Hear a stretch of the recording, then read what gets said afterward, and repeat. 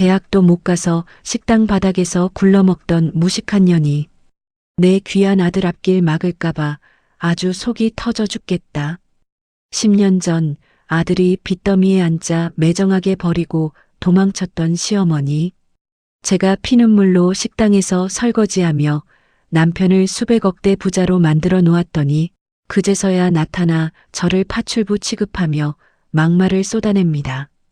문 밖에서 피멍든 가슴을 부여잡고 있던 그때 출장 간 줄 알았던 남편이 현관문을 열고 들어왔습니다. 그리고 터져나온 남편의 무자비한 외침. 단돈 10,000원도 없이 길바닥에 쫓겨난 시어머니의 뼈저린 최후. 지금 바로 시작합니다. 지금으로부터 딱 10년 전이었습니다. 세상이 무너지는 소리가 있다면 아마 그날 저희 집 현관문을 부수고 들어오던 사채업자들의 구둣발 소리였을 겁니다. 야, 안에 있는 거 다 아니까 빨리 문 안 열어? 돈 떼먹고 도망가면 무사할 줄 알았어? 거친 욕설과 함께 현관문이 뜯어져 나갈 듯 쾅쾅거리는 소리가 온 집안을 울렸죠. 저는 덜덜 떠는 남편의 손을 부여잡고 방구석에 숨어 숨죽여 울 수밖에 없었어요. 남편의 첫 사업이 처참하게 망해버린 겁니다. 수억 원의 빚더미가 하루아침에 저희 부부를 덮쳤습니다. 여보, 나 어떡해. 내가 다 망쳤어. 우리 이제 어떡해. 초점 잃은 눈으로 중얼거리는 남편을 보며 저는 억장이 무너져 내렸습니다. 지푸라기라도 잡는 심정으로 시어머니께 전화를 걸었죠. 어머니, 저희 큰일 났어요. 그이 사업이 부도가 나서 지금 집에 사람들이 들이닥치고 난리가 났어요. 하지만 수화기 너머로 들려온 시어머니의 목소리는 얼음장처럼 차가웠습니다. 난 모르는 일이다. 다 큰 성인이 사고를 쳤으면 지가 알아서 수습해야지. 왜 나한테 전화를 해? 내 재산까지 뺏길까봐 겁나니까 당분간 연락하지 마라. 뚜뚜뚜. 매정하게 끊긴 전화기를 들고 저는 한참을 멍하니 서 있었습니다. 평소에는 아들하며 그렇게 유세를 떠시더니 아들이 벼랑 끝에 몰리자 가장 먼저 등을 돌린 분이 바로 시어머니셨어요. 하지만 주저앉아 울고만 있을 수는 없었습니다. 저마저 무너지면 제 남편은 정말 이 세상에 없을 것만 같았거든요. 여보, 정신 차려. 죽긴 왜 죽어, 살아야지. 내가 당신 곁에 있잖아. 우리 둘이 힘 합치면 이깟 빚 못 갚을 줄 알아? 그날부터 저는 이 악물고 생활 전선에 뛰어들었습니다. 새벽 4시에 일어나 감자탕집 주방 보조로 출근했죠. 아줌마, 여기 뚝배기 덜 닦였잖아. 눈을 어디다 두고 설거지를 하는 거야? 죄송합니다. 다시 깨끗하게 닦겠습니다. 산더미처럼 쌓인 기름진 그릇들을 닦고 나면 허리가 끊어질 듯 아팠습니다. 낮에는 뙤약볕 아래서 전단지를 돌렸고 밤에는 상가 건물 화장실 청소까지 닥치는 대로 했어요. 하루에 4-5시간 겨우 자면서 코피를 쏟은 적이 한두 번이 아니었죠. 독한 세제에 짓물러 갈라지고 피가 나는 손을 볼 때면 서러움이 북받쳤지만 꾹꾹 눌러 삼켰습니다. 어느 날 밤늦게 지친 몸을 이끌고 집에 돌아왔을 때였어요. 잠든 줄 알았던 남편이 제 거칠어진 손을 붙잡고 어린아이처럼 엉엉 소리 내어 울기 시작했습니다. 미안해. 정말 미안해. 나 만나서 고생만 하고 예뻤던 당신 손이 이게 뭐야. 내가 죽일 놈이야. 남편의 뜨거운 눈물이 제 손등 위로 뚝뚝 떨어졌습니다. 저도 참았던 눈물이 터져 남편을 끌어안고 함께 울었죠. 울지 마. 난 당신만 내 옆에 있으면 하나도 안 힘들어. 우리 보란 듯이 다시 일어서자. 응? 그날 밤 남편은 피눈물을 흘리며 제게 맹세했습니다. 내가 내 목숨을 바쳐서라도 당신 평생 호강시켜줄게. 당신 눈에 2번 다시 눈물 나는 일 없게 할게. 진짜 약속해. 그 다짐은 허공에 흩어지는 빈말이 아니었습니다. 남편은 그날 이후 정말 미친 듯이 일에 매달렸어요. 저 역시 식당 주방부터 청소일까지 닥치는 대로 하며 10원 한 장 허투루 쓰지 않고 남편의 재기를 도왔습니다. 그렇게 피눈물로 버틴 지 꼬박 10년. 지성이면 감천이라고 했던가요? 남편이 다시 시작한 유통사업이 기적처럼 대박이 났습니다.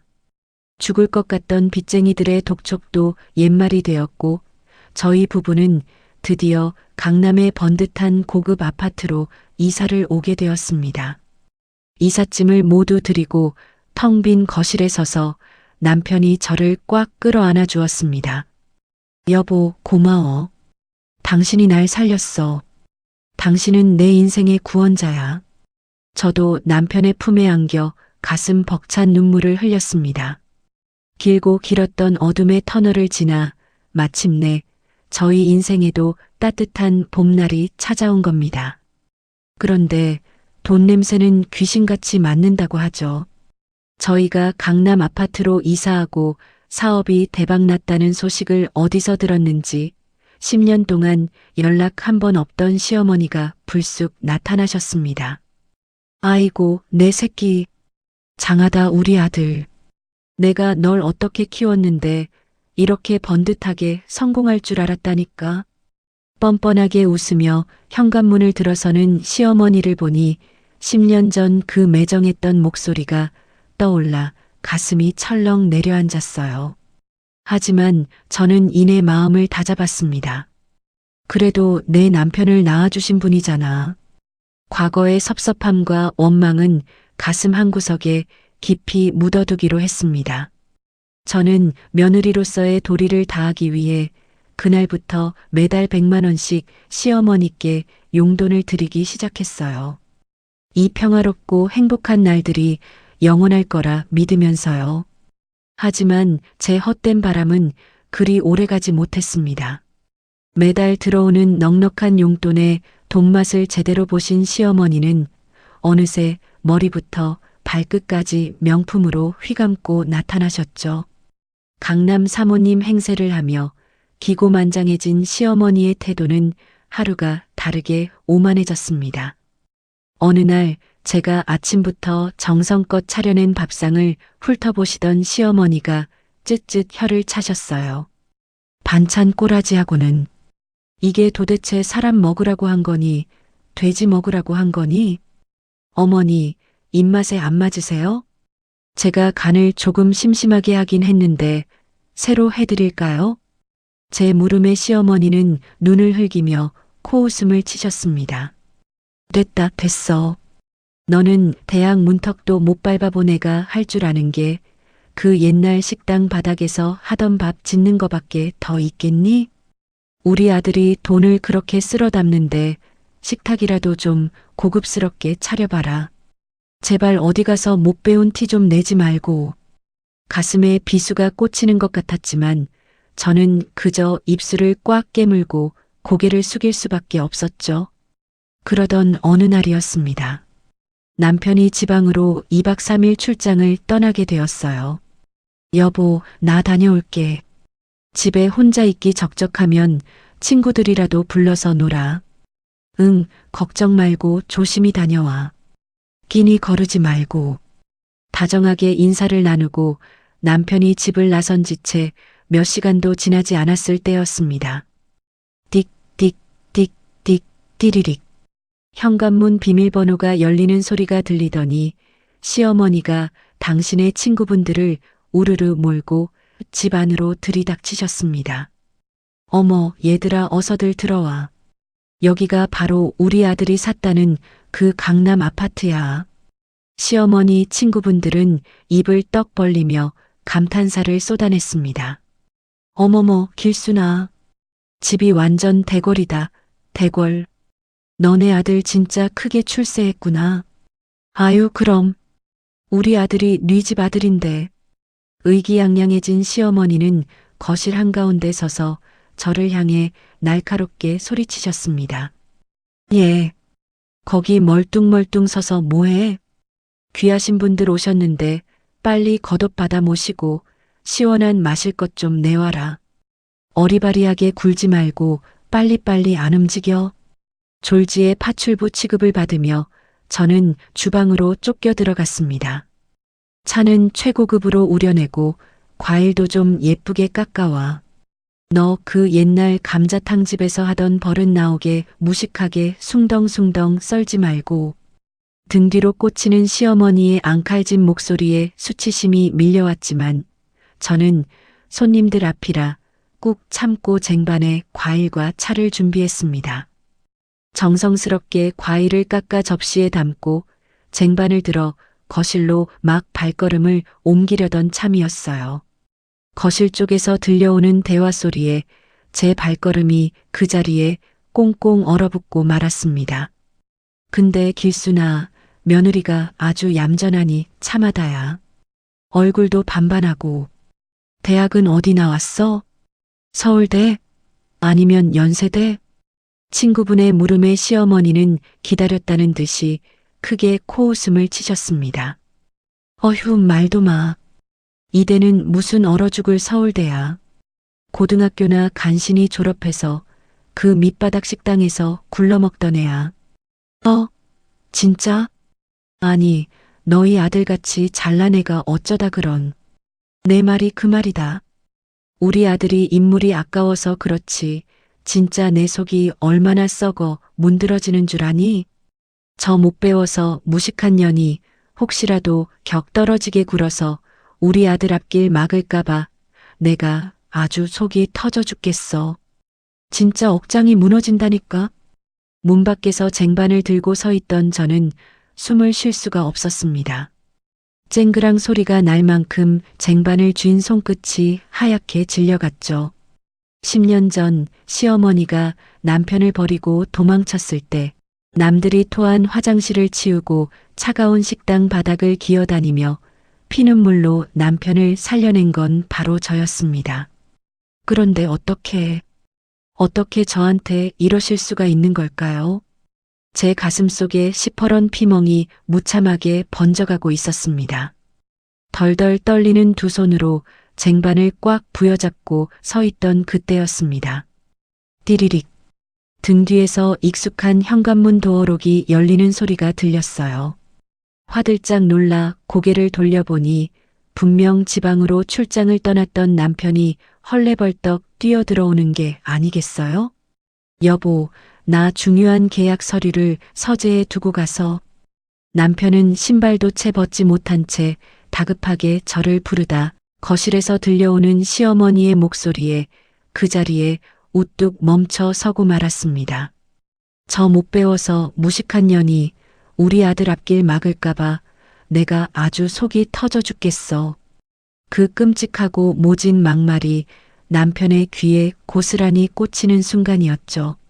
남편의 얼굴은 순식간에 분노로 시뻘겋게 달아올랐고 턱 근육이 파르르 떨렸습니다. 툭! 남편은 들고 있던 출장 가방을 바닥에 내팽개쳤습니다. 그러곤 저를 지나쳐 쿵쿵거리는 발걸음으로 거실을 향해 성큼성큼 걸어 들어갔어요. 어머, 우리 아들. 아니, 출장 간다더니 어떻게 벌써 온 거니? 갑작스러운 남편의 등장에 시어머니는 반색하며 자리에서 일어나셨죠.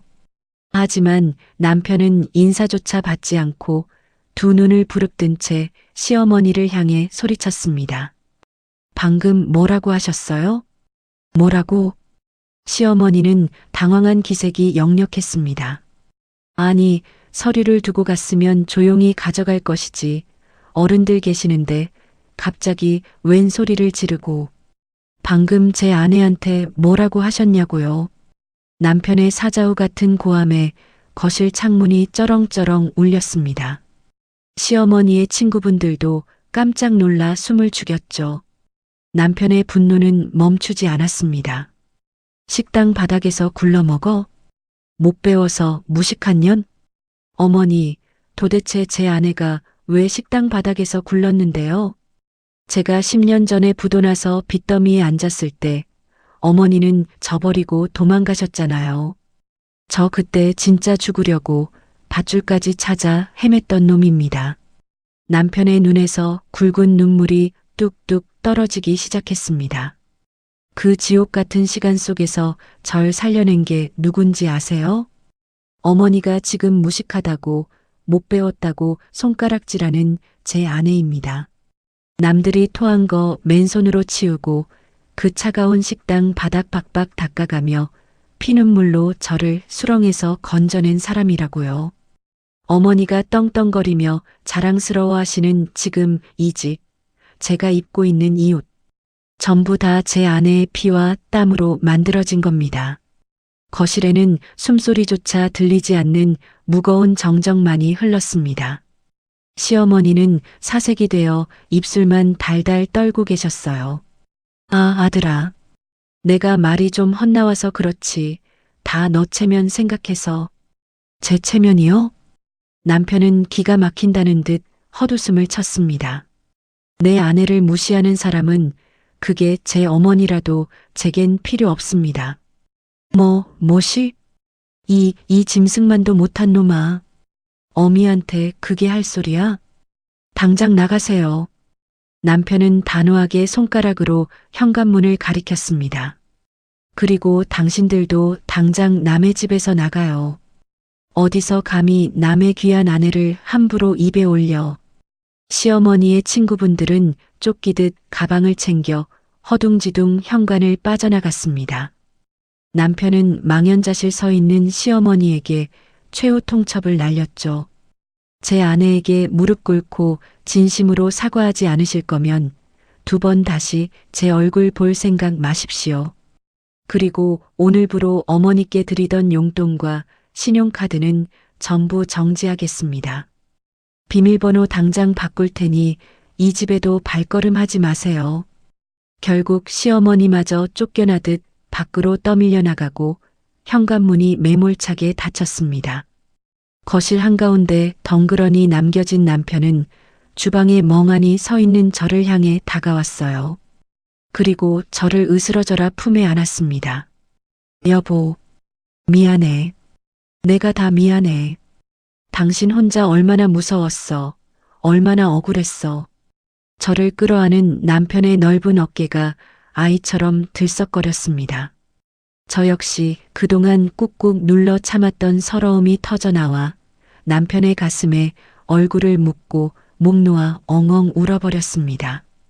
남편의 그 단호하고도 처절한 선언이 있던 날 밤, 저희 부부는 거실 바닥에 주저앉아 서로를 꽉 부둥켜 안고 참으로 많은 눈물을 흘렸습니다. 제 억울함을 누구보다 깊이 알아주는 남편이 고마웠고, 한편으로는 시어머니와 이렇게까지 등지게 만든 후 상황이 야속하기도 했죠. 다음 날 아침 평소 같으면 출근 준비로 바빴을 남편이 식탁에 앉아 어딘가로 전화를 걸기 시작했어요.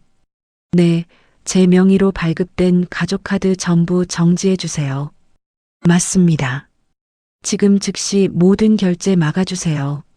그리고 제 계좌에서 매달 이체되던 자동이체 건도 전부 해지해 주시고요. 통화를 마친 남편은 굳은 표정으로 제 2손을 꼭 잡으며 말했습니다. 여보, 나 방금 어머니 카드랑 용돈 들어가는 통장 다 막았어.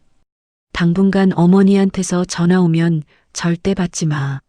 알겠지? 여보, 그래도 어머니신데 너무 매몰차게 그러는 거 아니야? 당장 생활비가 끊기면 밥도 제대로 못 드실 텐데. 제가 조심스럽게 걱정하자 남편은 단호하게 고개를 저었습니다. 아니, 이번엔 나도 절대 안 참아. 내 아내를 짓밟는 건 나를 짓밟는 거나 다름없어. 어머니 스스로 뼈저리게 깨닫고 당신한테 무릎 꿇고 사과하시기 전까지는 나 절대 용서 못해. 그러니까 당신도 마음 굳게 먹어.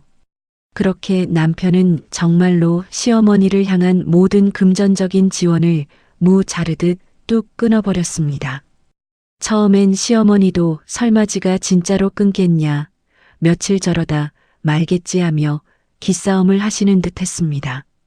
하지만 그 얄팍한 자존심과 오만함이 무너지는 데는 채 하루도 걸리지 않았죠. 바로 다음 날 오전이었습니다. 남편이 회사에서 잠시 서류를 챙기러 집에 들렀을 때 남편의 휴대폰이 불이 나듯 울려대기 시작했어요. 화면에 뜬 이름은 보나 마나 시어머니였습니다. 남편이 깊은 한숨을 쉬며 스피커폰으로 전화를 받자 수화기 너머로 귀청이 떨어질 듯한 시어머니의 악다구니가 쏟아져 나왔습니다. 야, 너 진짜 미쳤어? 어미한테 감히 이래도 되는 거야. 내가 방금 동네 빵집에서 친구들이랑 빵 좀 고르고 계산하려는데 카드가 정지됐다고 삑삑거리잖아. 한도 초과도 아니고 분실 정지라니. 이게 대체 무슨 망신이냐고. 내가 동네 사람들 앞에서 얼굴이 벌개져서 얼마나 개망신을 당했는지 알아? 당장 카드 안 풀어. 시어머니는 분에 못 이겨 길길이 날뛰셨지만 남편의 목소리는 한겨울 얼음장처럼 차가웠습니다. 제가 어제 분명히 말씀드렸을 텐데요. 지수한테 진심으로 무릎 꿇고 사과하시기 전까지는 10원 한 장도 못 쓰십니다. 아쉬우면 어머니가 직접 돈 벌어서 쓰시든가요. 앞으로 저한테 전화하지 마세요. 남편은 시어머니의 앙칼진 말이 끝나기도 전에 전화를 매몰차게 뚝 끊어버렸습니다. 그 후로도 시어머니의 전화는 수십 통이나 더 걸려왔지만 남편은 받지 않았습니다. 카드와 용돈이 완전히 끊긴 시어머니의 일상은 그야말로 모래성처럼 처참하게 무너져 내렸습니다. 제가 남편 몰래 어떻게 그 사실을 속속들이 알았냐고요? 며칠 뒤 평소 저를 짠하게 여기고 예뻐해 주시던 시고모님께서 제게 몰래 전화를 걸어오셨거든요. 아유, 지수야. 내 시어머니 지금 난리도 아니다. 난리도 아니야. 네. 고모님, 어머니한테 무슨 일 생겼어요? 제 놀란 물음에 시고모님은 아주 통쾌하다는 듯 목소리를 높이셨습니다. 어휴, 말을 말아라. 글쎄, 그저께 길순이가 자기 친구들한테 비싼 밥 산다고 고급 한정식집에 데려갔잖니. 근데 결제가 안 돼서 아주 개망신 당했단다. 결국 친구들이 돈 십시일반 모아서 밥값 내주고 길순이는 망신이란 망신은 다 당하고 쫓겨났대. 아주 동네방네 잘난 척은 다 하고 다니더니 체면이 말이 아니지 뭐냐. 시고모님의 적나라한 묘사를 들으니 시어머니가 얼마나 벼랑 끝에 몰려 쩔쩔매고 계신지 눈앞에 훤히 그려졌습니다. 지수, 넌 아무 걱정 마라. 민호가 이번에 아주 제대로 독하게 마음먹었던데 고모인 내가 다 속이 뻥 뚫리게 시원하더라. 길순이 걔는 평생 지 손으로 돈 100만 원 안 벌어보고 며느리 고생시켜서 아들 돈으로 유세 부리더니 아주 꼴 좋게 됐어. 이번 기회에 아주 그 교만한 버르장머리를 단단히 고쳐놔야 해. 너 절대 마음 약해져서 뒤로 돈 챙겨주고 그러지 마라. 알았지?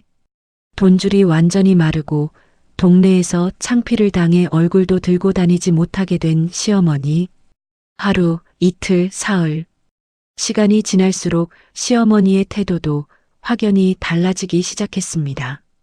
처음에는 남편의 음성 메시지함에 분노와 악다구니만 가득 남겨져 있었죠. 하지만 일주일이 다 되어가자 그 앙칼지던 목소리가 점차 두려움과 애원으로 바뀌어 가고 있었습니다. 남편이 저녁에 퇴근해서 굳은 표정으로 틀어준 음성 메시지에는 덜덜 떠는 시어머니의 목소리가 녹음되어 있었어요. 민호야, 내 아들아. 나 진짜 지갑에 돈이 단돈 10,000원 한 장도 없다. 당장 내일 먹을 쌀도 떨어져 가는데 네가 어떻게 어미한테 이럴 수가 있니? 내가 다 잘못했으니까 제발 내 전화 좀 받아다오. 응? 민호야, 제발. 그 애처롭고 기운 빠진 목소리를 들으니 저도 모르게 마음이 약해져 눈물이 핑 돌았습니다. 여보, 내가 내 돈 조금이라도 어머니 계좌로 보내드릴까? 그래도 식사는 하셔야지. 제가 남편의 소매를 붙잡고 애원했지만 남편은 제 손을 꽉 쥐며 단호하게 말했죠. 흔들리지 마, 자기야. 여기서 당신이 뒤로 돈 챙겨주면 어머니는 영영 당신 고마운 줄 몰라. 어머니가 스스로 자신이 얼마나 배은망덕한 짓을 저질렀는지 뼈저리게 깨달아야만 해. 당신이 어떻게 날 살렸는데 감히 당신을 무시해? 절대 안 돼. 일주일이라는 지독한 시간 동안 남편은 단 한 번도 시어머니의 전화를 받지 않았고 문자에도 답장하지 않았습니다. 시어머니는 아마 돈이 끊긴 현실적인 고통보다도 어쩌면 하나뿐인 든든한 아들을 영영 잃을지도 모른다는 엄청난 공포와 외로움에 휩싸이셨을 겁니다. 제가 과거에 어떻게 피눈물을 흘리며 식당 바닥을 닦았는지, 그리고 남편의 인생에서 저라는 사람의 존재가 얼마나 절대적인 방패인지, 그동안 무시했던 며느리의 무게를 이제야 온몸으로 뼈저리게 체감하고 계시겠죠. 남편의 그 매몰찬 선언이 있은 지 딱 일주일째 되던 날 아침이었습니다. 딩동딩동. 적막한 집안에 조심스러운 초인종 소리가 울려 퍼졌어요. 인터폰 화면을 확인한 저는 그만 숨을 들이켜고 말았습니다. 화면 속에는 머리가 헝클어지고 초췌한 몰골의 시어머니가 서 계셨거든요. 저는 조심스럽게 다가가 현관문을 열었습니다. 어머니. 문이 열리자마자 시어머니는 현관 바닥에 털썩 주저앉으시더니 제 바지춤을 붙잡고 엉엉 소리 내어 울기 시작하셨습니다. 지수야. 우리 착한 며느리 지수야. 내가 미쳤었다. 이 늙은이가 돈맛을 보더니 호강에 겨워서 눈이 단단히 멀었었어. 어머니, 왜 이러세요? 일단 일어나서 안으로 들어가요. 네. 제가 당황해서 시어머니를 부축하려 했지만 시어머니는 바닥에 납작 엎드린 채 고개를 맹렬히 내저으셨죠. 아니다, 아니다. 내가 무슨 염치로 이 으리으리한 집 거실을 밟겠니? 네가 피눈물 흘려가며 우리 민호 살려준 은인인데 이 못난 시어미가 배은망덕하게 내 가슴에 대못을 박았구나. 정말 미안하다, 지수야. 내가 죽을 죄를 지었어. 그렇게 떵떵거리며 강남 사모님 행세를 하시던 분이 핏기 없는 얼굴로 눈물 콧물을 쏟으며 제게 매달리셨습니다. 일주일 동안 제대로 드시지도 못했는지 헬쑥해진 얼굴을 보니 저도 모르게 왈칵 눈물이 쏟아졌어요. 그동안 맺혀있던 서러움과 원망이 시어머니의 뜨거운 눈물 한 방울에 눈 녹듯 씻겨 내려가는 기분이었습니다. 저는 주저앉아 엉엉 우는 시어머니를 힘껏 끌어안았습니다. 어머니, 저 사실 너무 칭찬받고 싶었어요. 어머니한테 정말 든든하고 자랑스러운 며느리라는 말, 그 따뜻한 말 한마디가 듣고 싶어서 그렇게 악착같이 버틴 건데, 어머니가 저 무식하다고 무시하실 때마다 제 가슴이 얼마나 갈기갈기 찢어졌는지 아세요? 제 오열 섞인 고백에 시어머니는 제 등을 거칠게 쓰다듬으며 더 크게 통곡하셨죠. 아유, 이 불쌍한 거사. 내가 100번 1000번 잘못했다. 네가 최고야. 네가 우리 집안 기둥이고 내 신앙이다. 다시는 안 그럴게. 다시는 내 맘 아프게 안 할 테니 제발 이 못난 시어미를 용서해 다오. 응? 이소란의 안방에서 자고 있던 남편이 부스스 걸어 나오다 그 광경을 목격했습니다. 남편도 붉어진 눈시울로 저희 두 사람을 말없이 꽉 끌어안아 주었죠. 여보, 고마워. 그리고 어머니, 다시는 제 아내 눈에서 눈물 나게 하지 마세요. 오냐. 내 목에 칼이 들어와도 2번 다시 우리 며느리 섭섭하게 안 한다. 내가 맹세하마. 이렇게 눈물바다가 되었던 일주일간의 전쟁은 세 사람의 뜨거운 포옹으로 끝을 맺었습니다. 비 온 뒤에 땅이 더 단단하게 굳는다고 하죠. 그날 이후 저희 집에는 놀라운 변화가 찾아왔습니다. 시어머니는 정말로 180도 다른 사람이 되셨거든요.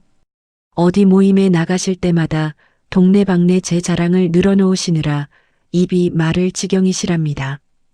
아유, 우리 며느리가 나를 살렸어. 세상에 우리 지수 같은 보살이 또 없다니까. 어디 이대 나온 며느리가 우리 지수 발끝이나 따라오겠어? 우리 집 굴러가는 건 다 우리 며느리 덕이야. 그 팔불출 같은 시어머니의 자랑 소리에 동네 사람들도 이제는 혀를 내두를 정도죠. 이번 주말에도 저희 세 식구는 다정하게 단골 식당으로 외식을 나갔습니다.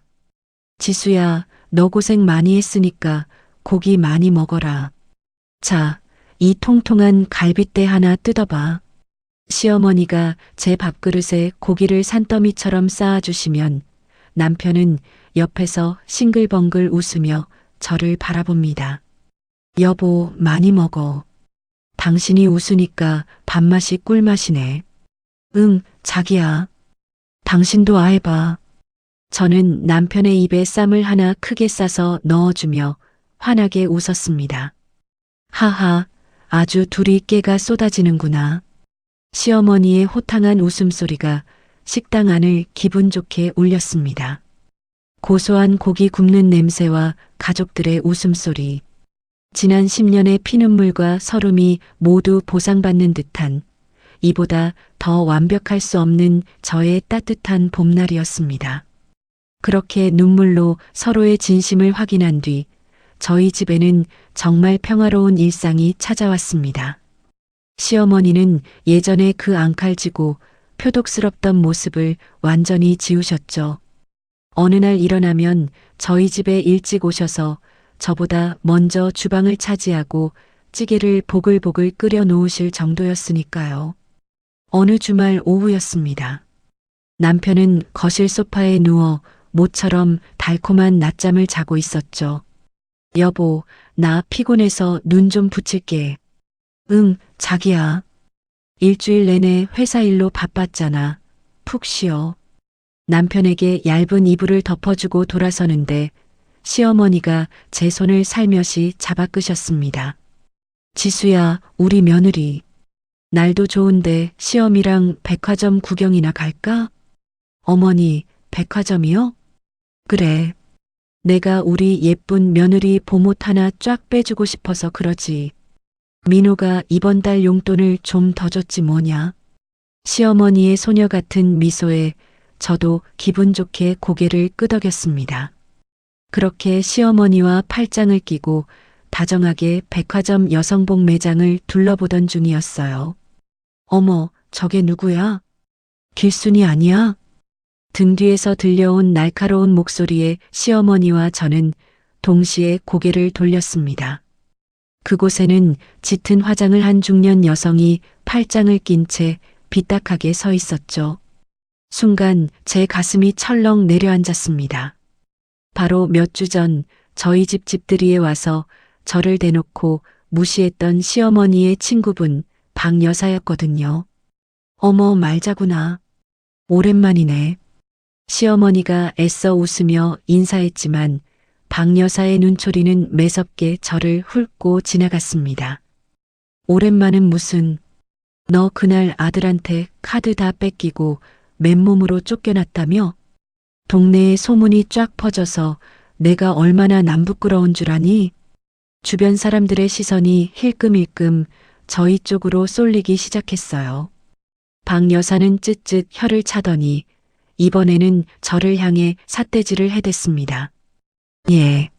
너는 며느리라는 애가 어떻게 시어머니를 길바닥에 나앉게 만드니?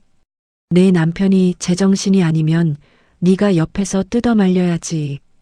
어휴, 하여간 못 배운 티를 이렇게 낸다니까. 근본 없는 집안에서 자라서 어른 공경하는 법도 못 배웠어? 저는 그 독설에 얼굴이 화끈거려 아무 말도 하지 못하고 고개를 푹 숙였습니다. 그때였습니다. 탁! 시어머니가 제 앞을 가로막고 서시더니 삿대질하던 박 여사의 손을 매몰차게 쳐내셨어요. 야, 박말자. 너 지금 당장 그 더러운 입 안 닥쳐? 박 여사는 화들짝 놀라 눈을 동그랗게 떴죠. 아니, 길순아. 나는 다 내 편 들어주려고. 누가 내 편 들어달래? 시어머니의 목소리가 백화점 층 전체를 쩌렁쩌렁 울렸습니다. 어디서 감히 내 귀한 며느리한테 못 배웠다. 근본 없다. 함부로 짓거려. 야, 너희 그 잘난 이대 나온 며느리. 네가 저번에 독감 걸려서 끙끙 앓아 누웠을 때 물 한 모금이라도 떠다 주더냐? 아니, 쳐다보지도 않고 친정으로 도망갔다며. 박 여사의 얼굴이 순식간에 불그락푸르락 달아올랐습니다. 시어머니는 기세를 몰아 더 큰 소리로 쏘아붙이셨죠. 우리 며느리가 나 쫓아낸 게 아니라 내가 늙어서 망령이 나가지고 굴러들어온 복을 제 발로 걷어찼던 거야. 우리 지수가 10년 동안 맨손으로 식당 바닥 박박 닦아가며 내 아들 수렁에서 건져낸 내 인생의 은인이라고. 어디서 쓰레기 같은 주둥이로 우리 귀한 며느리를 들먹거려. 한 번만 더 내 며느리한테 막말하면 그땐 내가 내 머리털을 다 쥐어뜯어 놓을 줄 알아.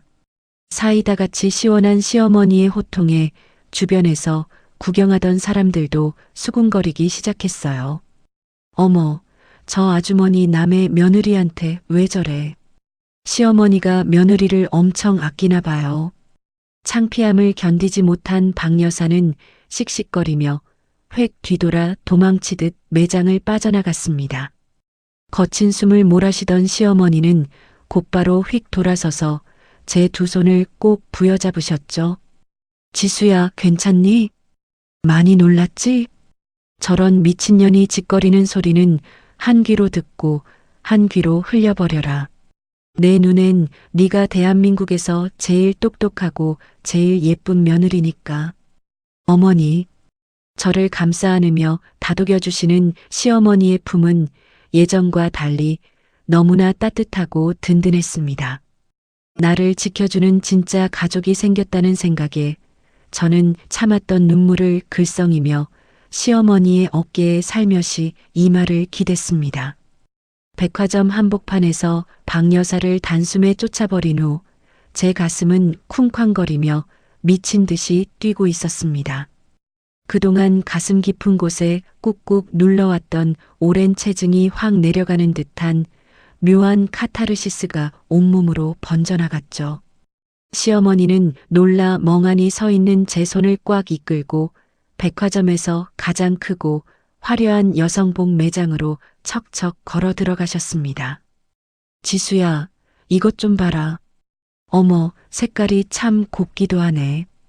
이거 한번 입어봐. 시어머니가 단숨에 골라 제품에 안겨주신 겉옷은 한눈에 봐도 윤기가 자르르 흐르는 최고급 캐시미어 코트였습니다. 슬쩍 소매 끝에 달린 가격표를 확인한 저는 하마터면 헉소리를 낼 뻔했어요. 어머니, 이거 너무 비싸요. 저는 이런 비싼 옷 필요 없어요. 그냥 시장에서 편하게 입을 옷이면 충분해요. 제가 기겁을 하며 손사래를 치고 코트를 내려놓으려 하자 시어머니가 제 등짝을 가볍게 찰싹 때리셨습니다. 어허, 비싸긴 뭐가 비싸. 네가 우리 집구석 살려낸 거 생각하면 1,000만 원, 아니 1억짜리를 사줘도 모자란 판에. 잔말 말고 냉큼 입어봐. 내 인물이 훤해서 아주 맞춤옷처럼 딱 어울리겠다. 어서. 결국 시어머니의 끈질긴 성화에 못 이겨 조심스럽게 코트를 걸쳐 입어보았죠. 피팅룸 거울 속에 비친 제 모습은 과거 감자탕집에서 앞치마를 두르고 땀 냄새에 전체 바닥을 기어다니던 모습과는 완전히 다른 사람이었습니다.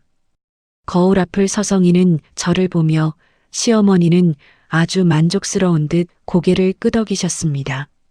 그러고는 당신의 지갑에서 신용카드를 쿨하게 꺼내 매장 직원에게 건네셨어요. 이걸로 계산해줘요.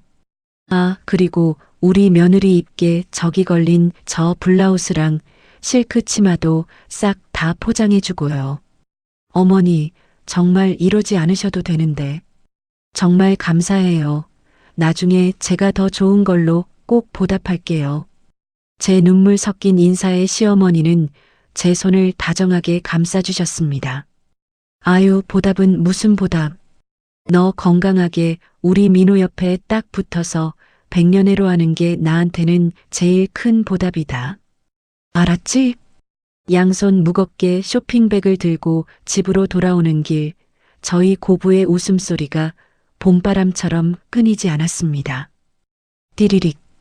경쾌한 도어록 소리와 함께 현관문을 열고 들어서자 거실 소파에서 낮잠을 자고 일어난 남편이 부스스한 머리로 서성이고 있었어요. 여보, 이제 일어났어? 푹 잤어? 응, 자기야. 어머니랑 쇼핑은 잘하고 오셨어요? 두 분 다 얼굴에 아주 예쁜 꽃이 활짝 피었네. 남편이 빙그레 웃으며 다가와 제 손에 들린 무거운 쇼핑백들을 냉큼 받아들었습니다. 시어머니는 소파에 털썩 주저앉으시며 아주 신이 나서 남편에게 무용담을 늘어놓기 시작하셨죠. 민호야, 너는 아까 못 봐서 모른다. 내가 오늘 저기 백화점에서 아주 큰일 하나 치르고 왔지 뭐냐. 큰일이요? 무슨 일 있었어, 여보?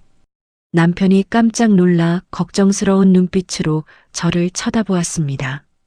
제가 미처 입을 떼기도 전에 시어머니가 손뼉을 짝 치며 과장된 몸짓으로 말씀하셨습니다.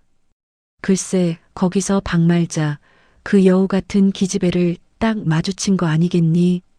그것이 우리 며느리 보고 또 못 배웠느니 어쩌느니 주둥이를 함부로 나불대길래 내가 아주 백화점이 떠나가라 호통을 쳐서 쫓아버렸다. 어디 감히 내 귀한 며느리한테 삿대질이야, 삿대질이. 시어머니의 아주 찰지고 생생한 재연에 남편은 두 눈을 동그랗게 뜨더니 이내 박장대소를 터뜨렸습니다. 하하하. 진짜요, 어머니?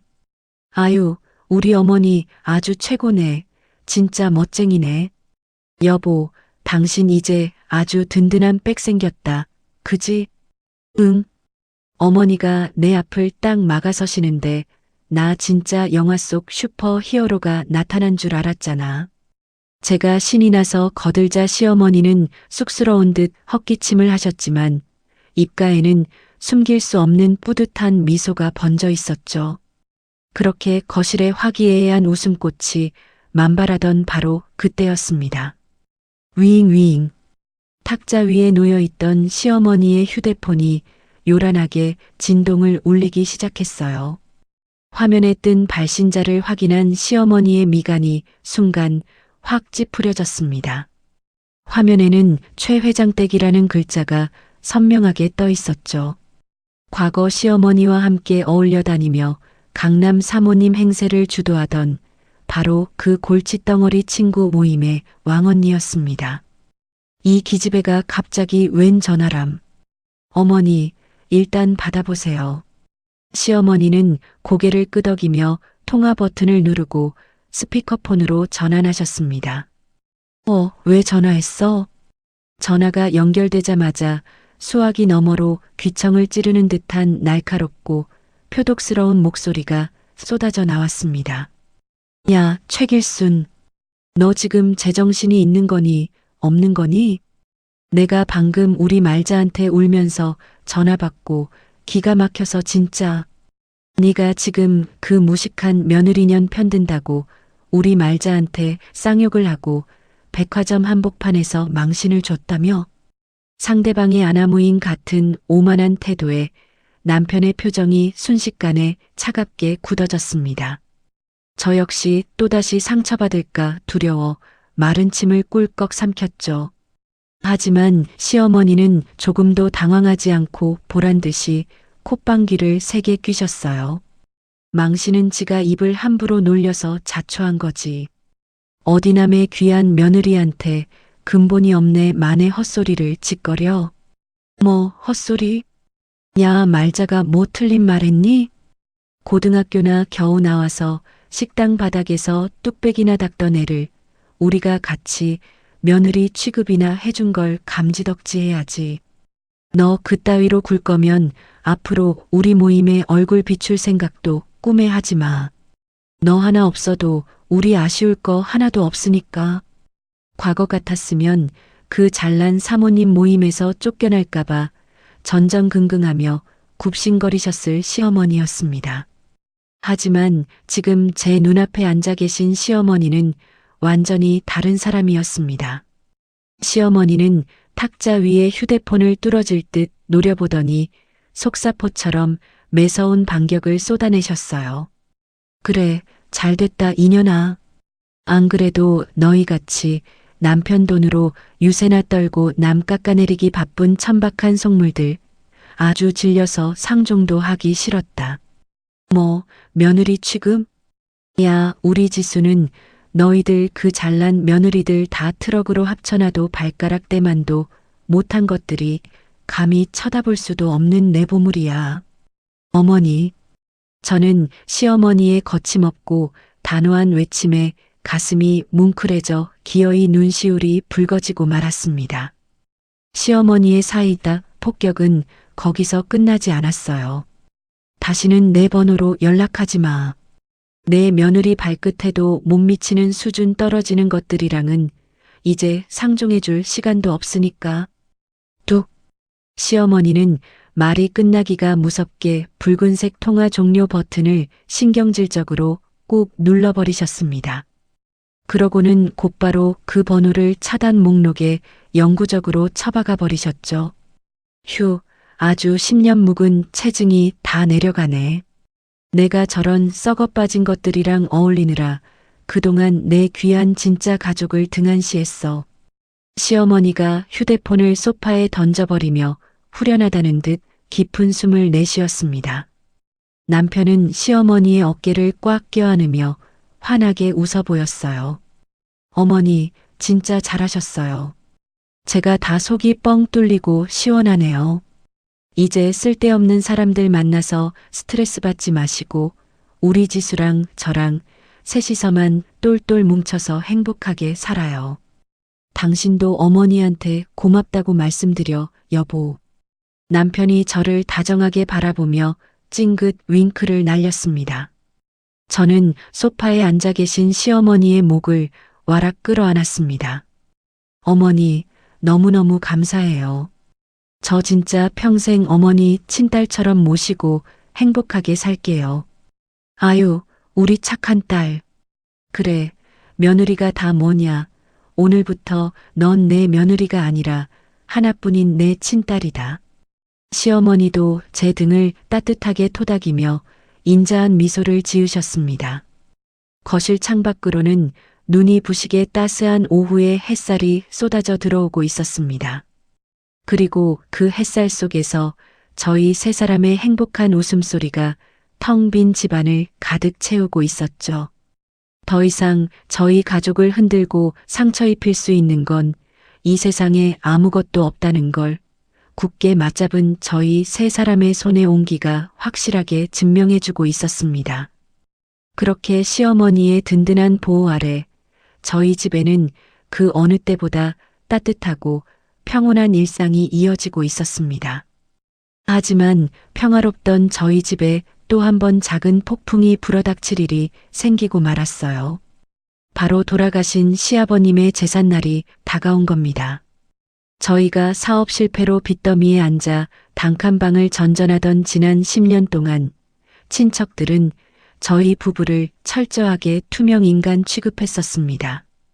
여보, 이번 제사에는 작은 집 식구들도 다 오신대? 제 걱정스러운 물음에 남편은 넥타이를 매며 미간을 찌푸렸습니다. 어머니가 어제 통화하셨다는데 기어코 오겠다고 하셨다네. 우리가 강남으로 이사 왔다는 소문을 어디서 귀신같이 듣고는 아주 노골적으로 아부를 떠시더라니까. 당신 스트레스 받게 진짜 왜들 그러시는지 몰라. 10년 전 사채업자들에게 쫓길 때 남편이 염치불구하고 작은아버지께 돈 100만 원만 빌려달라 매달린 적이 있었습니다. 그때 작은어머니는 거지 같은 것들이 어디서 남의 집 구석에 재수없게 들러붙냐며 남편의 얼굴에 소금을 뿌리며 쫓아냈던 분이셨죠.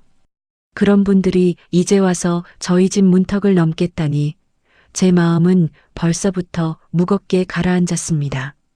제삿날 당일 저녁, 딩동딩동, 초인종 소리와 함께 작은아버지와 작은어머니 그리고 사촌 시동생 부부까지 우르르 집 안으로 들이닥쳤습니다. 어머머 형님, 집이 아주 대궐이네, 대궐이야. 아이고, 우리 조카가 이렇게 크게 성공할 줄 알았으면 내가 옛날에 더 잘해주는 건데. 작은어머니는 들어오자마자 현관에서부터 아주 호들갑을 떨며 집안 곳곳을 훑어보셨습니다. 그러더니 주방에 서 있는 저를 발견하고는 입가에 비릿한 미소를 띠며 다가오셨죠. 어머, 질부. 오랜만이네. 그동안 식당 일하느라 고생이 많았다더니 이제 살만한가 봐. 얼굴에 아주 기름기가 좔좔 흐르네. 안녕하세요, 작은어머니. 오시느라 고생하셨어요. 제가 애써 웃으며 인사를 건네자 작은어머니는 곧바로 제 어깨를 툭툭 치며 본색을 드러내셨습니다. 야, 애기야. 너는 손님들이, 그것도 집안 어른들이 오셨는데 뭐하고 서 있니? 빨리 앞치마 두르고 과일부터 내야지. 네가 식당에서 굴러먹던 가락이 있으니까 아주 이쁘게 한번 차려봐라. 과거의 그 멸시 가득한 눈빛과 말투에 제 손끝이 파르르 떨렸습니다. 제가 마지못해 앞치마를 집어 들려던 바로 그 순간이었어요. 탁! 언제 나오셨는지 시어머니가 제 손에서 앞치마를 매몰차게 낚아채셨습니다. 어머 형님. 작은어머니가 놀라 눈을 동그랗게 뜨자 시어머니는 불꽃이 튀는 매서운 눈빛으로 작은어머니를 쏘아보셨습니다. 야, 동서. 네가 뭔데 감히 내 귀한 며느리한테 이래라 저래라 명령질이야? 네. 아니 형님. 며느리가 상 차리는 게 당연한 거잖아요.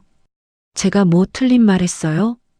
작은어머니가 지지 않고 말대꾸를 하자 시어머니는 기가 막힌다는 듯 코웃음을 치셨습니다. 당연한 거? 야, 이 뻔뻔한 여편네야. 10년 전에 우리 아들 부도나서 길바닥에 나앉게 생겼을 때 네가 얼굴에 소금 뿌리고 쫓아냈던 거 기억 안 나? 그때 우리 며느리가 남들이 토한 거 치워가며 피눈물로 이 집안 다시 일으켜 세웠어. 어디서 감히 내 은인 같은 며느리한테 부엌대기 취급을 해. 거실에 있던 친척들 모두가 꿀먹은 벙어리처럼 입을 다물고 얼어붙었습니다. 시어머니의 사자우는 멈추지 않았습니다. 우리 며느리는 오늘 손 하나 까딱 안 할 거다. 멋이 어쩌고 어째요? 작은어머니의 얼굴이 순식간에 불그락푸르락 달아올랐습니다. 형님, 아무리 조카가 돈 좀 벌었다고 저한테 이렇게 모욕을 주셔도 되는 거예요? 저도 이 집안 어른이라고요. 그때 퇴근해서 막 현관을 들어서던 남편이 그 상황을 목격하고는 구두도 채 벗지 않은 채 거실로 성큼성큼 걸어 들어왔습니다. 어른 대접받고 싶으시면 어른답게 행동하셨어야죠, 작은어머니. 남편의 목소리는 한겨울 칼바람처럼 서늘했습니다. 민호야, 당신들 10년 전에 나한테 어떻게 하셨는지 내 가슴속에 뼈저리게 다 새겨져 있습니다. 우리 지수가 차가운 식당 바닥 닦을 때 당신들은 뒤에서 비웃기만 했잖아요. 남편은 제 곁으로 다가와 제 어깨를 단단히 감싸 안았습니다. 제 아내한테 식당에서 굴러먹던 가락이라고요? 그 식당 바닥에서 흘린 제 아내의 땀과 눈물 덕분에 지금 당신들이 이 좋은 집 거실 소파에 엉덩이 붙이고 앉아 있는 겁니다. 당장 지수한테 사과하세요. 사과하지 않으실 거면 지금 당장 저희 집에서 나가시고요. 두 번 다시 제사 지내러 오실 필요 없습니다. 남편의 단호하고도 살벌한 경고에 친척들은 사색이 되었습니다. 돈 많은 조카에게 잘 보여서 콩고물이라도 얻어먹으려던 계획이 산산조각이 난 거겠죠.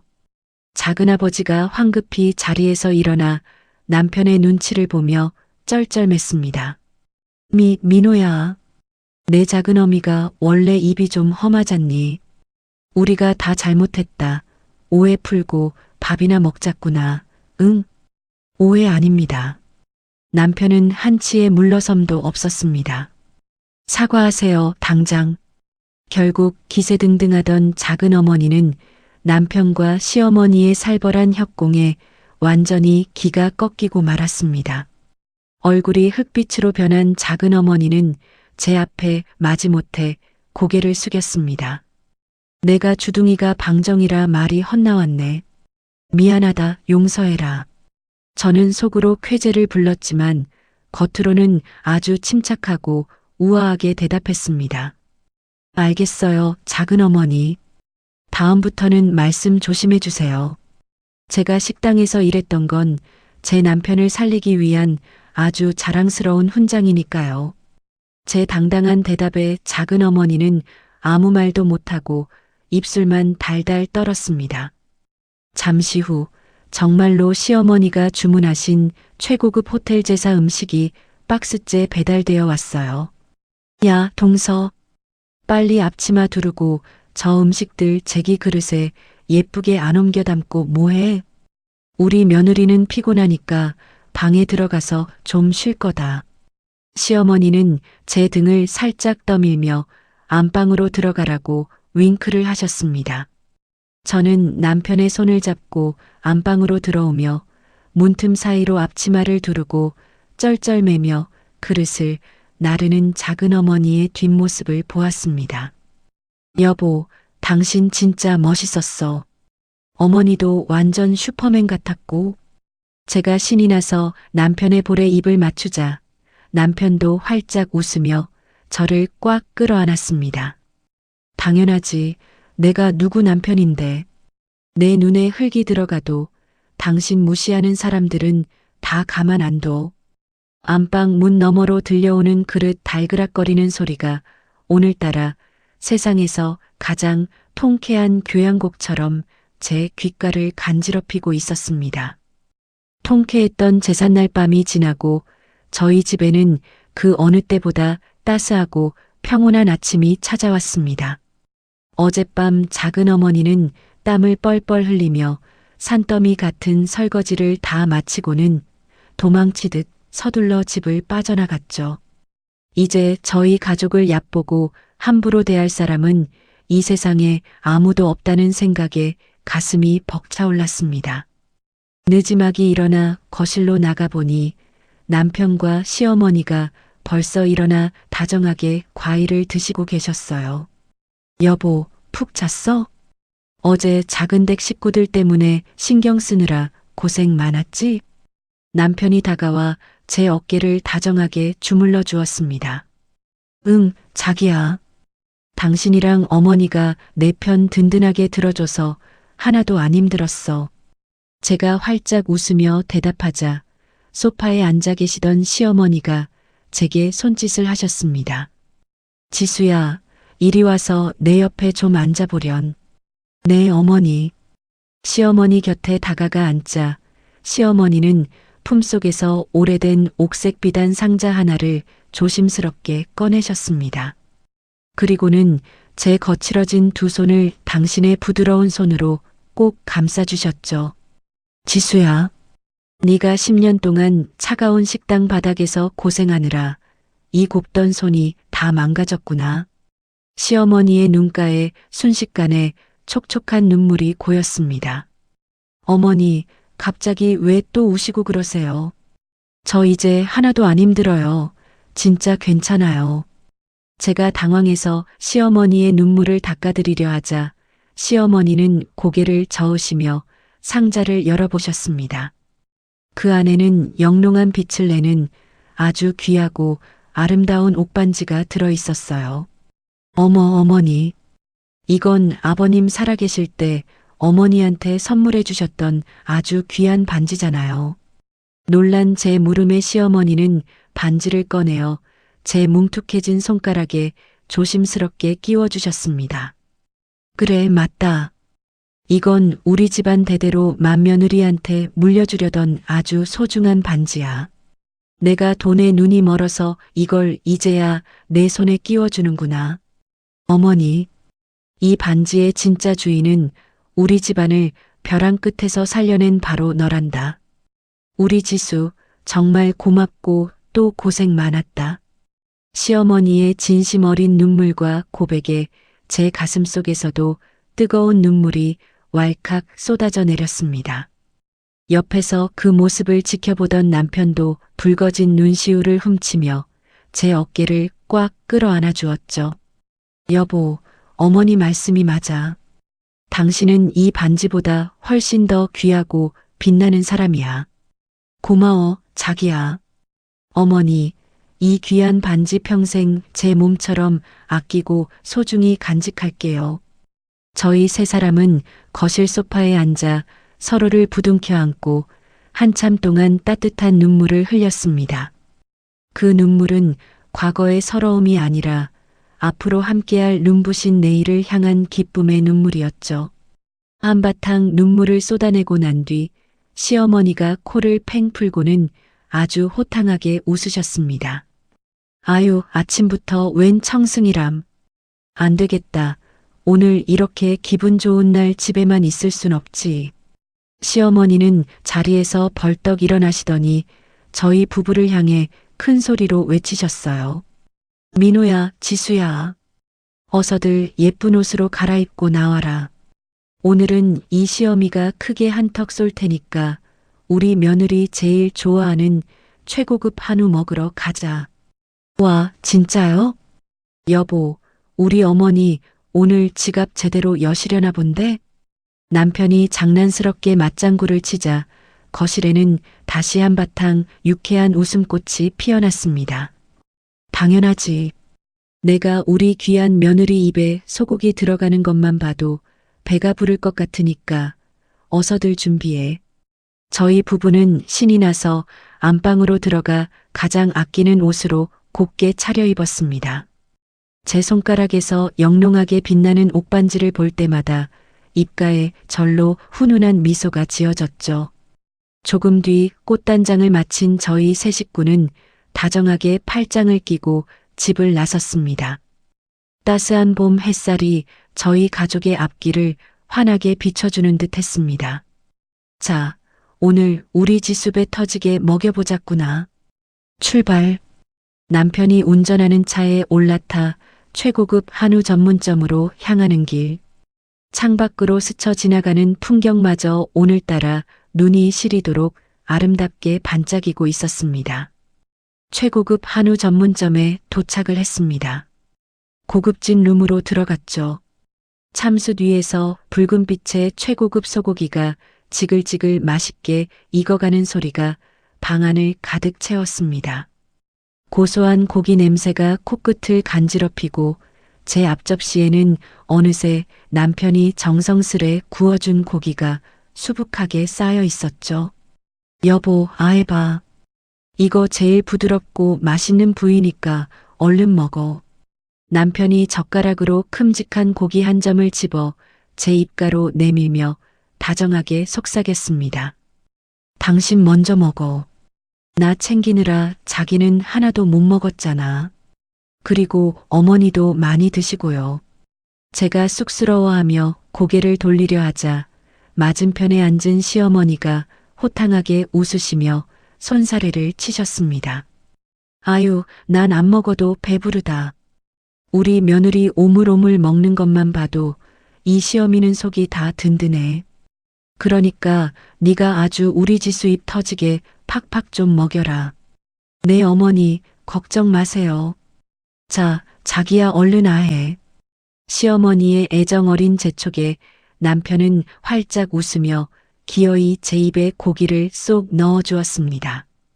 입안 가득 퍼지는 육즙의 감칠맛보다 저를 바라보는 두 사람의 따뜻한 눈빛이 제 가슴을 더 벅차오르게 만들었어요.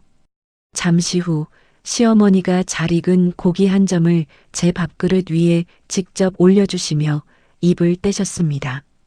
지수야, 우리 딸. 네가 어릴 때 부모님 여의고 평생 기댈 곳 하나 없이 얼마나 외롭고 무서웠겠니?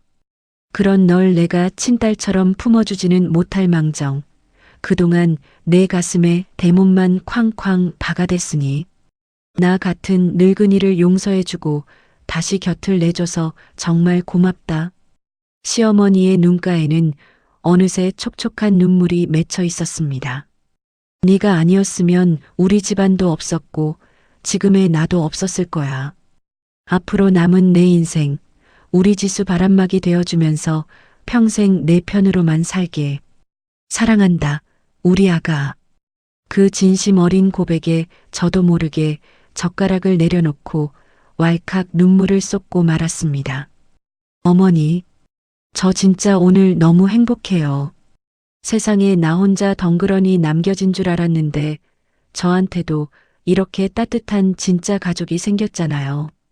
저도 어머니 며느리라서, 어머니 딸이라서 정말 감사해요. 제가 눈물을 글썽이며 시어머니의 두 손을 꽉 맞잡자 곁에 있던 남편도 슬그머니 다가와 제 어깨를 감싸 안았습니다. 여보, 10년 전 그 차가운 바닥에서 당신이 내 손 잡아줬던 그날, 나 단 하루도 잊은 적 없어.